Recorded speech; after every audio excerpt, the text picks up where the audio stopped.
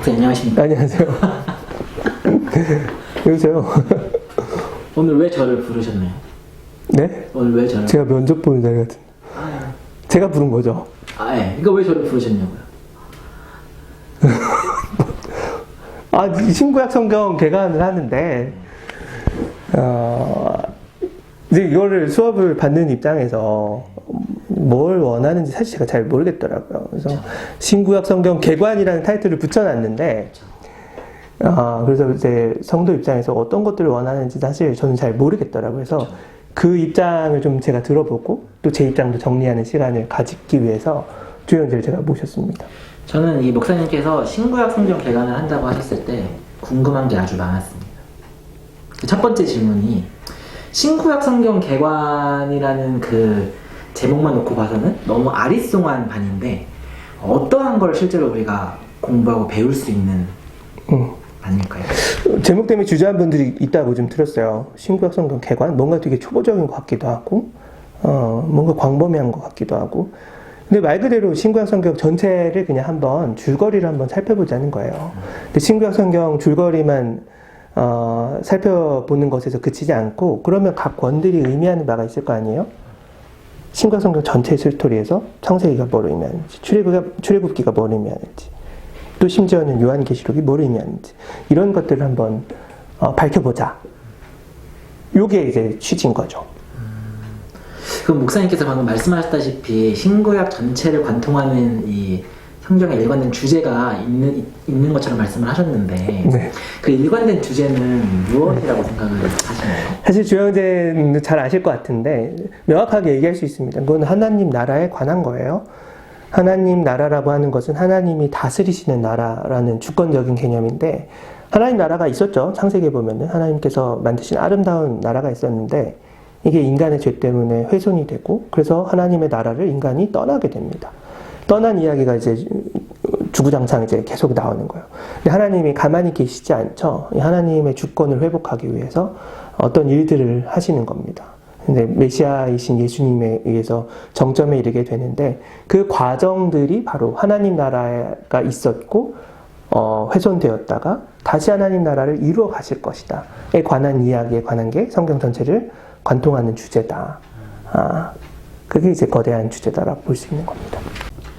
그런데 저희가 보통 성경 공부를 할 때 이렇게 단권화된 성경을 보면서 예를 들면 마태복음이라던가 로마서라던가 단권화된 성경을 보면서 공부하는 게 일반적인데 그렇지 않고 전체를 개관하는 이유가 특별히 따로 있으실까요? 단권으로 보는 게 사실 깊이 있게 보는다는 점에서 좋은 일이라고 저는 생각을 해요. 그래서 만약에 이제 그런 것들을 기대하시는 분은 이제 이거를 수강하지 말고 다른 기회를 이제 이용하면 좋겠는데 저는 이제 그거에 들어가기 전에 나무를 보기 전에 숲을 먼저 보자는 겁니다. 근데 제가 생각보다 살펴보면은 이 숲을 보는 훈련들이 많이 안 되어 있는 경우들이 있는 것을 봤습니다. 그래서 이 기회에 숲을 제대로 한번 살펴보자.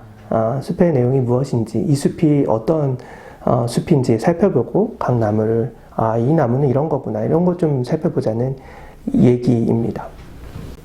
목사님 그러면 이 성경을 신구약 전체를 개관으로 보는 게 어떠한 점에서 유익한 점이 있나요? 예를 들어서 한번 볼까요? 예를 들면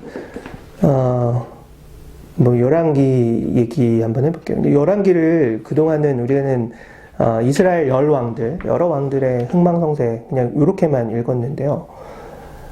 사실 열왕기서를 지은 저자의 의도는 되게 분명해요. 열왕기는 얼마만큼 이 왕이 훌륭했냐, 성군이었냐 이런 관점으로 기술한 책이 아니라 얼마만큼 하나님의 다스리심을 의지했냐. 다시 말하면 하나님이 왕 되심을 의지했냐. 다시 한 번 더 말하면 내가 진짜 왕이 아니라 하나님께서 진짜 왕이라는 사실을 이스라엘 백성들 가운데 보여줬냐. 요것들로 평가가 되었거든요. 그래서 거기 보면은 예를 들어서 오므리 왕조같이 이스라엘 역사에서 굉장히 부국강병했던 그 나라들은 실제 역사에서는 굉장히 부국강병이었거든요. 근데 한 대여섯 줄 이렇게만 언급되고 그냥 끝나버립니다. 성경 관심 거기 있는 게 아니에요. 성경 관심은 신앙적인 관점으로 하나님을 이 왕이 얼마나 의지했냐. 예를 들어서 히스기야 같은 왕은 그 사네립이 쳐들어왔습니다. 다른 나라가 쳐들어왔을 때 보통 같았으면은 뭐 그냥 어떻게 전략을 짜고 군사수는 얼마고, 근데 이 왕이 한 일이 뭐냐면 하나님을 의지하면서 기도했거든요. 성경에서 열왕기가 좋은 평가를 하는 왕이 별로 없는데 2명밖에 없어요. 요시야랑 히스기야. 근데 이 히스기야는 하나님을 깊이 의지했고 하나님의 도우심을 바람으로 그것을 극복해냈거든요. 성경의 이 전체 흐름 속에서 열왕기서를 이해한다는 건 그런 의미가 있는 겁니다. 그런 관점으로 본다면 하나님의 왕이 되신다는 사실을 히스기야가 정말로 의지했구나. 그래서 성경은 좋은 평가를 하는구나. 이런 것들을 이제 전체 맥락에서 확인할 수 있는 거겠죠. 그런 관점에서 성경을 볼 때 오늘날에 살아가고 있는 우리들에게는 어떠한 유익함과 교훈점이 있을까요? 교훈점들을 많이 하나님의 뜻을 이제 헤아릴 수 있다는 점에서 이제 많이 얻을 수 있는데, 요새가 사실 어렵잖아요. 교회가 굉장히 위기예요. 그래서 다들 근본으로 돌아가야 된다 이런 얘기들 하는데, 우리의 근본되는 지점이 어디겠습니까? 성경 안에 있는, 성경 그 자체가 아니에요. 성경 안에 있는 하나님의 뜻, 여기로 돌아가야 되는데, 거기에 보면 하나님의 뜻에 거스른 이스라엘 사람들의 수많은 반복된 죄들이 나오죠. 우리의 죄는 유니크하지 않아요. 저 옛날에도 있었던 죄고, 그걸 하나님이 어떻게 마음으로 느끼셨고, 하나님의 백성으로 신실하게 산 사람들은 어떻게 그것을 극복했는지를 확인한다면, 오늘날의 위기를 우리가 신앙적으로 어떻게 극복할 수 있는지를 어렴풋하게나마 이 수업을 통해서 알 수 있게 되지 않을까 하는 생각이 듭니다. 많은 청년들과 성도분들이 성경 공부를 하는데 약간의 부담감을 느끼실 수도 있고 어려움을 느끼시는데, 그분들에게 권면의 말씀 한마디 해주시고 또 이 수업이 끝날 때는 어떠한 우리에게 유익함이 있을지도 같이 말씀해 주시면 좋겠습니다. 글쎄 잘 모르겠어요. 근데 제가 얼마만큼 잘 준비하고 하느냐에 따라 좀 달라질 문제이기는 하죠. 10주라는 시간이. 근데 적어도 성경에 대해서 가지고 있었던 여러 궁금증들을 같이 한번 확인해 볼 수 있는 시간은 되지 않을까 하는 생각이 듭니다.